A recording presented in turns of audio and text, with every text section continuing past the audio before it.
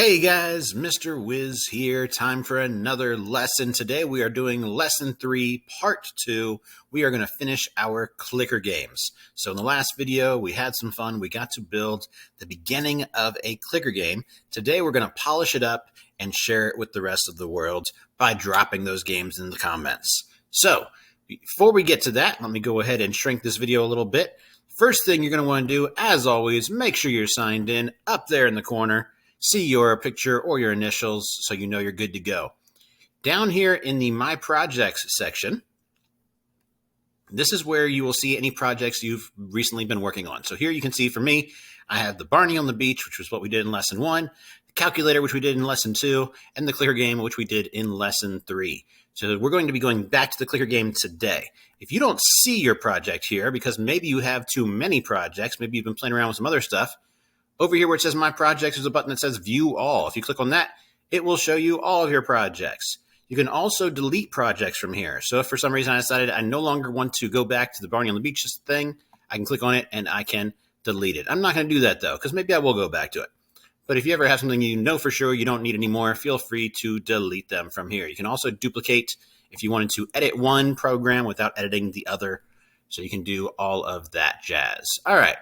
So we are going to go ahead and open up our clicker game. And actually, while I've got it open, this is a great time to talk about saving work.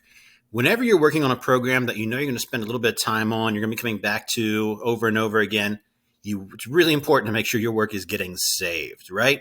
So here's the deal as far as that goes. As long as you are signed in and you got your picture up here in the corner, it should be auto-saving.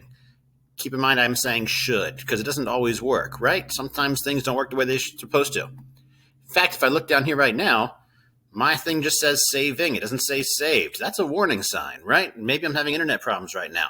Maybe there's something else going on. If your work has been saved, what you would usually see right here is a little cloud icon with a check mark. So if you're ever curious, is my work getting saved? Look down here at the bottom where you've got the name of your program and check for that cloud with the check mark. If your work is not getting saved and you close it and you leave, when you come back next time, it might not be there. So what can you do to double check yourself, to protect yourself from things that are not getting saved correctly? Down here at the bottom, next to the name of your game, there is a save icon right here. This save icon is the universal symbol of a floppy disk, and it creates a manual save. So let's say, for instance, that I was working on this game. I want to take a break. I noticed it's not auto-saving like it is right now. I'm going to go ahead and click the manual save button. And it just created a manual save file for me. The project is saved in this image. Import or drag it into the editor to reload it. Great. So then when I come back later to work on my stuff, I come back in here. Maybe I don't see the clicker game here. Or maybe when I open it, I notice that there's work missing, stuff that I had done that hadn't been auto-saved. Oh no, I lost my work. So frustrating.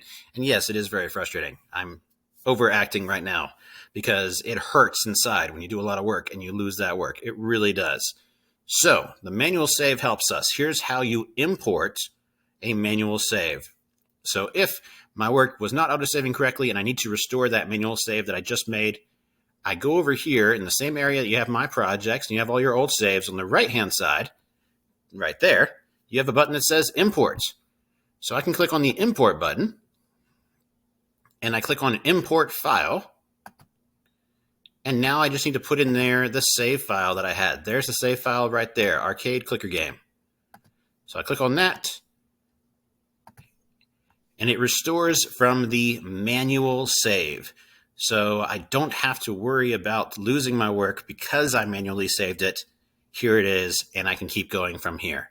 So just something to keep in mind. I'll talk about it every once in a while, especially when working on big projects. I might recommend and remind you to manually save. But anything that we do in these videos, in this course, if you feel like you're going to want to come back to it later and it doesn't look like it's been auto-saving, the best thing to do is to click on that manual save button. All right, so we've got our game that I started working on yesterday. Let's take a look at it real quick just to remind ourselves of where we're at. It is a simple game where when I press the button, The sword goes up and down, it attacks the monster, I get some points, there's a countdown, and when time runs up, it gives me my score. There we go. So how can we make this game better? Basically, we are in what I refer to as the polishing stage. We've got a game here. It's playable. It's fun. Sure, it's not super advanced, but this is our first game, right? So before I share it with other people, before I share it with the world, I want to polish it up. So polishing it up basically means that we're giving it its finishing touches. What does that entail? Typically, that would entail things like a title, instructions, and sound effects or music, right? A good game, in my opinion, always has good sound effects or music, right? The music and the sound effects are what keep the player engaged in the action. They keep people wanting to play it more and more. Think about the old arcade machines and the old arcades that you used to go to, right? Where you had pinball machines you could play. If you think about it, the pinball game, there's really nothing too fancy about a pinball game. It's literally a marble, a little metal ball that's just rolling around hitting things. It would be kind of boring if it wasn't for all the noise and the flashing lights and all the things that are going on. That's what keeps you engaged and wanting to play, right? That's why when you go to arcades like Dave & Buster's, it's just so exciting, all that energy in the room because of all the noise, all the lights, all the action. So before we share our game with the world, we want to make sure we're putting some of that in there, putting some sound, putting some music. So let me show you guys how to do that. In the toolbox, you have the music section right here. You have some different options. So if I wanted to put background music into my game, this is the easy way to do it. And then this one right here is the more technical way to do it. So for the easy one, I can just grab this block that says play melody. And I'm going to put it in my on start because I want the music to play the whole time that I'm playing the game. And then I'm going to click on this, and this is where I can create a simple melody. Let me turn my volume up just a little bit. All right, and now I'm going to click on this, and this is where I can create my simple melody.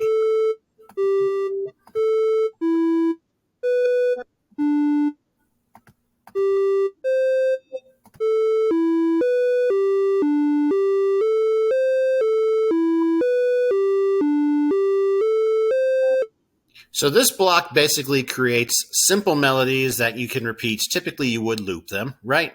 And I can change here where I have the 120. That represents the beats per minute. I can speed it up or slow it down. Maybe I want it to be 180 instead of 120.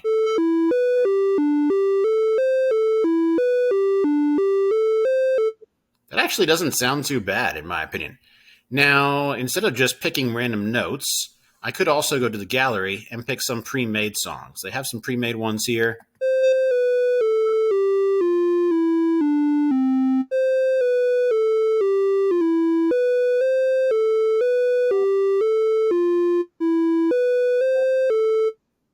That mystery one's actually pretty good, but I think I like my original one. So I'm going to go ahead and hit done. So here it says play melody 180 until done. Now, the until done is something I'm going to want to change. If I play until done, what it does is it pauses the rest of the block until the music is over. That's why, if you saw the simulator here real quick, if I refresh it, the screen was blank. Nothing came up on the screen until the music was over. That's because I have it set as until done. So it's not starting the countdown. It's not starting the score. It's not even creating the sprites or the images until the music is done. So instead of doing until done, I could do in background. That way everything loads quickly.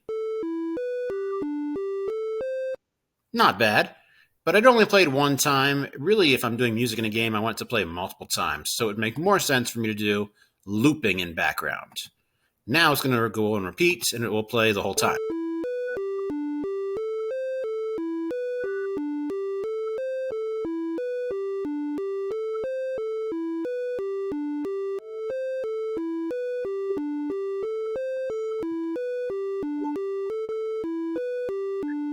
I'm going to stop that because it's starting to get a little bit annoying. But you get the idea. Looping in background, it plays the entire time. So I'm going to keep that as my background music. But I do have other options, as I talked about. If instead of doing that, you wanted to do something that was a little bit more technical, you can use this second block here. This one actually allows you to write your own music, to compose your own music. So if you are a musician or you're somebody who's already pretty familiar with music and you want to get a little bit more creative, you can use this block instead. So with this block, you literally get to write musical notes. And you can change all sorts of things. So up here in the top, these represent instruments.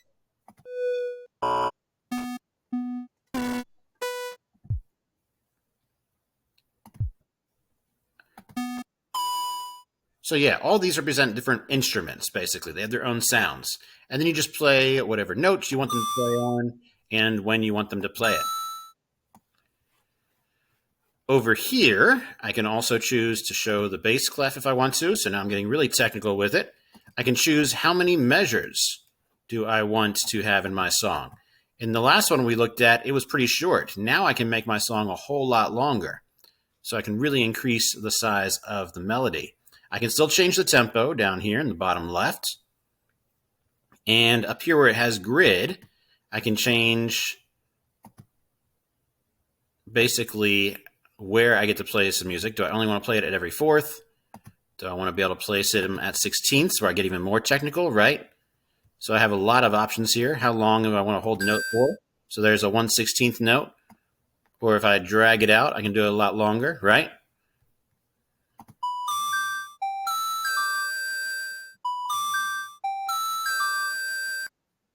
Pretty cool. So if you really want to get creative with your music, this is the way to go. It's not as easy as the other way. The other way is real fast. If you just want something simple, quick, easy, throw together a little melody, you're great. But if you want to get more technical with it, if you want to have different musical notes, if you want to have longer songs, right? This is the way to go with it. And it gives you so much creative freedom here. All right. So I'm not going to use this one because I actually just want to keep it simple for myself. All right, so I'm going back to the melody, but that's not the only sound that I want to have in my game. I also want to have sound effects. So if we're thinking about the game that I'm playing, this clicker game, when should the sound effect play? Think about that. As I'm playing a clicker game, when should I hear a sound effect? Probably when I'm pressing the button, right? So I'm going to go to music. And underneath the song blocks, there are sound blocks. These are pretty cool. So this one says play, and it says sound beding. This is for pre-made sound effects. So I'm going to put this block inside of my on a button press block. Whoop. My stuff's lagging a little bit here. Sorry about that. I'm going to put this inside of my on a button press block. And I'm going to pick a sound that I think would sound good for my game. Something that would make sense for hitting the monster. What does the knock sound like?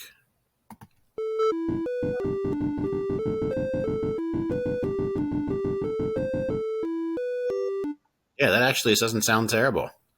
All right, so I could use the knocking sound, absolutely. So it's still playing music, and I got the knocking sound here. Now, here's one problem I have. Remember the until done?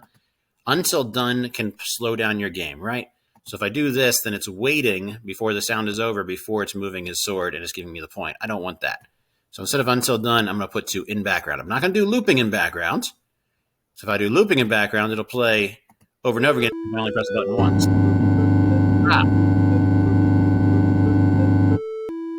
That sounded terrible. We definitely don't want to loop it in background. So just in background for this noise. All right. So I've got music playing in the background. I've got a sound effect whenever I press the button. Oh yeah, I was going to show you guys the other sound effect. So in addition to pre-made sounds, just like with the music where you can create your own songs, you can create your own sound effects. I'll be honest with you guys, I love this feature. You have so much weird stuff you can do with it. I love it. So you can pick different waveforms, these different shapes, right? Which is pretty cool. And I can test them out here.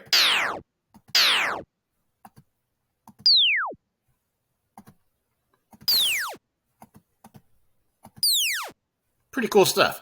I can change the frequency. So right now it's starting at 5,000 and finishing at 1. Maybe I want it to stay at 5,000 the whole time. Ooh, that was cool. Maybe I can change the effect. Instead of having no effect, I can give it some vibrato. I can give it some warble. I like warble. Ooh. I can also affect the volume. So the way this works right now, it starts at max volume and it fades out. Maybe instead of having it fade out, I want it to fade in. So I can start at 0 and go up. Pretty sci-fi sound right there. I also have interpolation, which kind of changes the way it works from linear and curve and logarithmic. Some fancy math terms here. So if I use the logarithmic and start at 1 and go to 5,000, sounds like a teleporter or something like that, right? What about this other curve? Cool.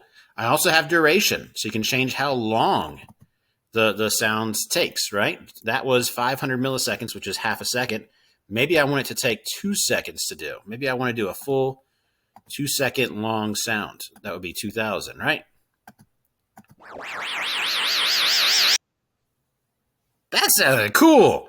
Okay, so yes, if you ever just want to play around with different sound effects, this is a fun tool to just kind of experiment and find something you might like. For one of my games once, I made something that sounded like a telephone ringing, and I got to use that in a game. It sounded pretty neat. So all sorts of fun stuff. There's also a gallery here where they got a few pre-made sounds you can kind of play around with. They don't have a lot here, but for me, the fun part is really just experimenting and seeing what you can come up with on your own. So for my game, I'm not going to use that, but you are welcome to on yours. Just remember, once again, to switch it to in background. All right, so I've got my music. I've got my sound effect. I'm just about done. But before I share my game with the world, I want to give it a good title and a good instructions. So I'm going to go back to the game toolbox. I'm going to go all the way down to the bottom. Oh, I'm sorry. Just a little bit above the bottom where it says Splash. And I'm going to name my game. So what should I call mine? I'm going to call my game Protect the Castle. And then I'm going to give myself credit. So with the splash block, normally everything's written on one line, but you can create up to 2 lines with the splash block. So to create the second line, you got to click on the plus sign here. So on the second line, I'm just going to put my name by Mr. Wiz. So if I run my program here, there's my title, Protect the Castle by Mr. Wiz. That's a great title. You don't want to put too much text on a splash block or it's hard to read. So the next thing I want to do is give my instructions. Now, I just mentioned not putting too much text on it. Let me show you what I'm talking about. If I use another splash block for the instructions and I put some detailed instructions here, click the button to attack the monster and save the castle before time runs out. Okay, so that might not seem like live instructions, but look at what it looks like in the program. I got my title, click the button to attack the monster and save the castle before time runs out. It takes a long time because it has to scroll through it all, right? Now, I could potentially break this down into 2 lines and put some on the first line and some on the second line. That might help a little bit, but it's still a lot of text to read and it takes a while and it's kind of awkward.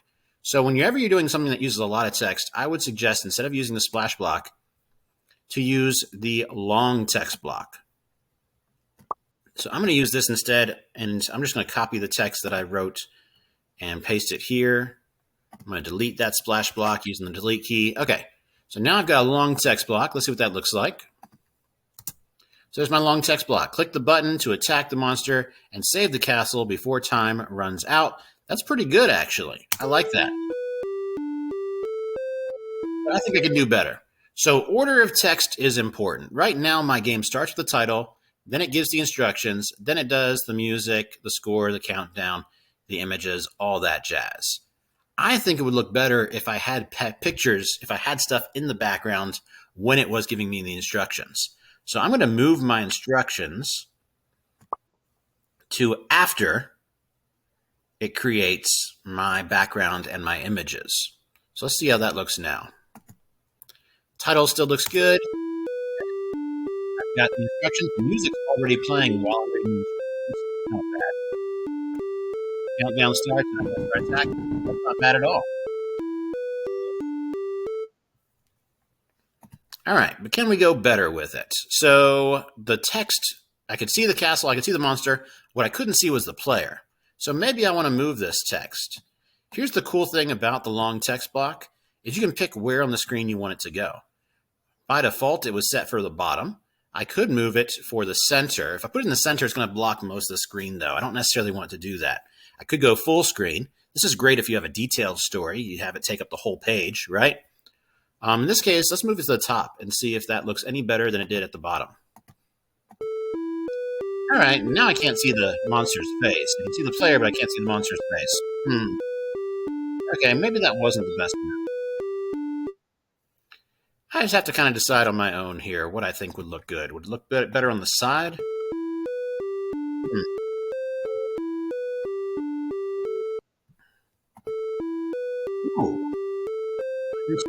Monster. Didn't show all the text, though. All right, so this is one of those things that you just kind of have to figure out what you like the most. In this case, maybe center, but I haven't looked at it yet. Hey, that actually doesn't look I kind of like that. You can't see the dinosaur or the player, but you can see the background. All right, I'm going to keep it that way. I like that one. Okay, so I'm not done yet, though. The cool thing about the long text block is you have, you can put more text there, obviously. You can control where it goes on the screen, which is pretty cool. But you can also decorate it. So in the game section, the same place where I had the long text block, I have these other 3 blocks that I can use to decorate it. So I can give it a frame. When it comes to decorating the long text block, always put the decorations before the text. Otherwise, it's not going to look correct. So I'm going to put the frame here. And in the gallery, there are a lot of pre-made frames I can use. I can create my own frame, but here's the important thing to remember. If I create my own frame, I have to leave the middle of it empty. If I put something in the middle, it's not going to look good. The middle has to be a solid color, either solid white or solid something, right? Really, I'm only decorating the edges of the frame because what MakeCode's going to do is it's going to take that and it's going to stretch it out to cover the border. So for this game, let's do the bones. I'm going to do the bones. And I'm not going to bother redecorating it. I'm just going to leave it the way it is.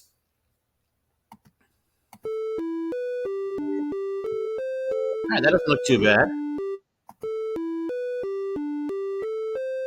I feel like the black text on top of brown background is a little bit hard to see, though. So I'm going to go to game again. And down here where I can pick the frame, I can also pick a text color. So let's make the text white so it pops against that brown background. There we go. That's pretty easy to read. All right, I like that. I like that a lot. Do I want to use the other block? What was the other one? The cursor. If I wanted to, I could put a cursor here, but I don't have to. I want you to notice that there's an A button. There's an A button right there in the dialog box. So I can actually change that A button to something else if I wanted to. That's what the cursor is referring to. So if I wanted to, maybe I could pick a cursor that fits the theme of my game.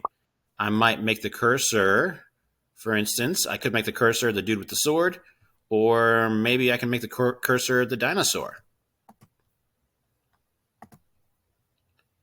What's that look like? Way too big. So let's keep it small. Let's make him the dude.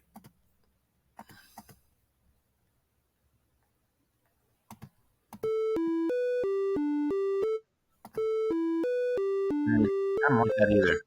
Okay, you know what? I think I'm going to keep the cursor the original. That was the easiest one. It made the most sense, and it told people to press the A button, basically. All right, so I've got a title, I've got music, I've got sound effects, I've got instructions. Oh, as I mentioned earlier, the dialogue frame and text only work if you put it before the text block. If I put it after, I'm just going to get plain white text. And the reason that happens is just like I talked about in the last video, computers do things in the order you tell it to. So if you say it's to show the long text, it's going to show the long text. If you want it to have these settings, you have to tell it that before it shows the long text, right? You can't present something until after you've built it. So if you present it and then you build it, you're doing it in the wrong order, right? So yeah, cool. I think I'm ready to share this game. Are you guys ready to share your game? So here's what I'm looking for. Here's what I'm hoping you guys have made.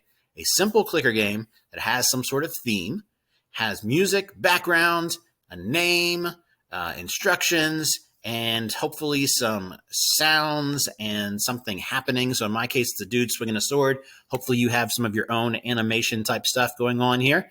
I cannot wait to see your games. So we are ready to share our games with each other. Here's what we're going to do. We're going to click on the share button right up here in the top left corner. Before we share our games, we're going to give it a name. So I don't want to call it Clicker Game anymore because I've made a lot of changes to it.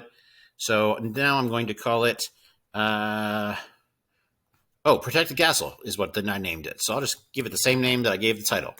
Protect the Castle is the name of my game. I'm going to hit share. I have this new link, which I can copy. And now that I've copied it, I can put it in the comments of the video, and you can share your game in the comments of the video as well. How long is this video so far? It is definitely long enough. Then I will stop you there. So we'll do some more stuff in the next video. I hope you had fun building your first game. I cannot wait to see what you've made. If you learned something new today, please click the like button. If you are not already subscribed, please subscribe and tell your friends about this channel so they can come and have some fun building some fun games as well. See you guys later.